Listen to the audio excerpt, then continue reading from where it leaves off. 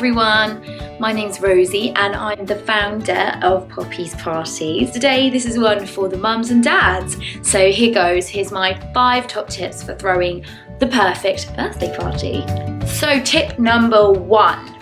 Venue. If you are planning on having an entertainer for your party, then the biggest mistake that people make is they go for a venue that's far too big. Think about kind of classroom sizes and go just slightly bigger than that, really. If there's too much space, then what you'll end up having is just this sort of group of some of them. They will just end up circling round and round and round and round. What you do want is a space that's light, that's airy, there's lots of floor space for them, but at the same time it's small enough to contain them.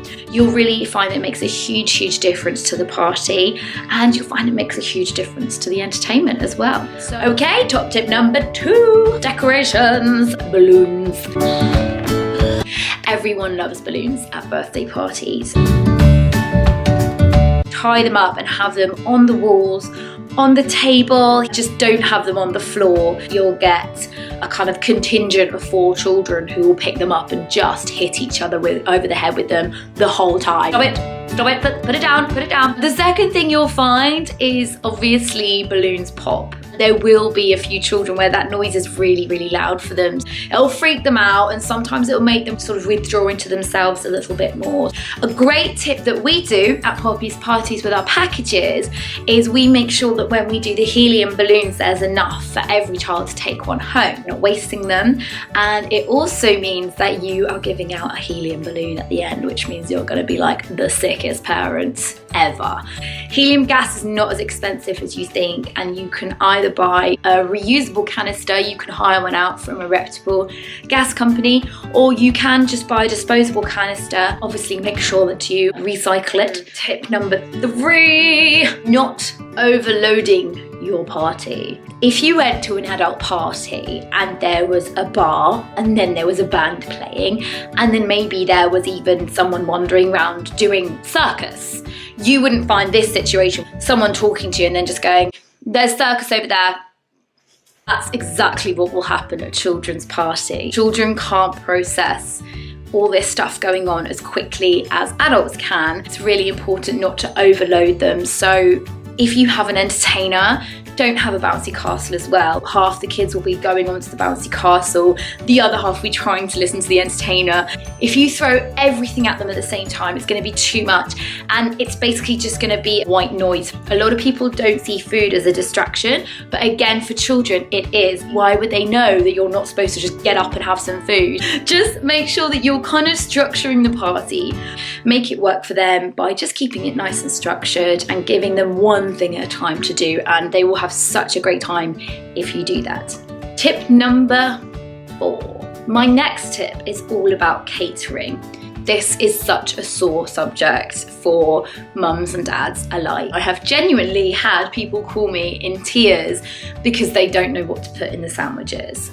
You really don't need to go too much. Remember, it's a party tea. It's not a full-on banquet. Just some little sandwiches are great. Some mini rolls, some fruit, some crisps, and a juice pack. I would really recommend either Just Juice, Coarse and Press, one of the supermarket's own brand, just the juice things. A lot of children do have allergies and a lot of children have issues with sugar.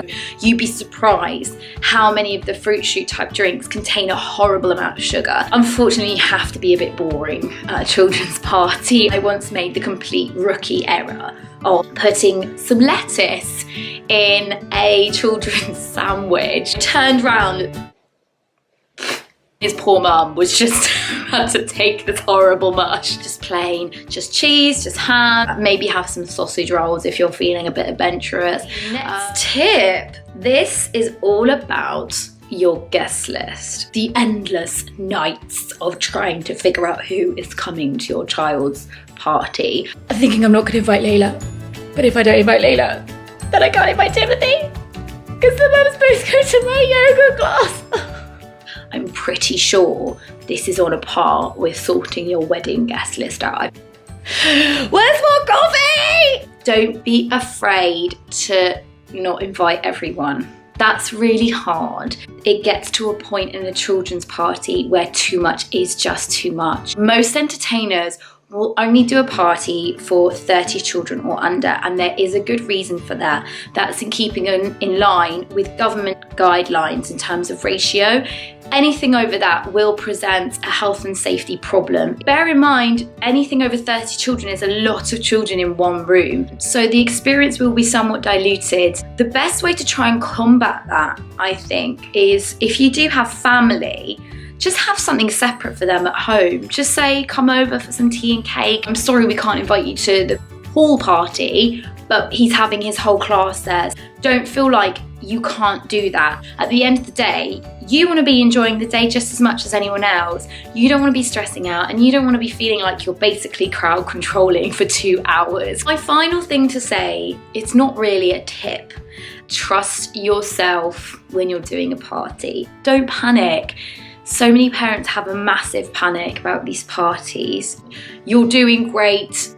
Ask your kid what they like and go with it. And if you think that they're going a bit wild with ideas, then they probably are. If it gets too crazy, they're not going to enjoy it either. So just trust yourself. Know that you're doing a good job. You might not do the same party as someone else's mum. That's okay. You'll just have different styles. So just go with whatever you want to do. Don't feel pressured into doing the same as everyone else. And if you're ever not sure, then if you do hire a good entertainer, don't be afraid to ask their advice. They should be able to give you some really good pointers. I hope you've enjoyed this video. Thanks so much for watching. I'd love to know if you guys have any hints or tips that you'd like to share as well. Thanks guys. Bye.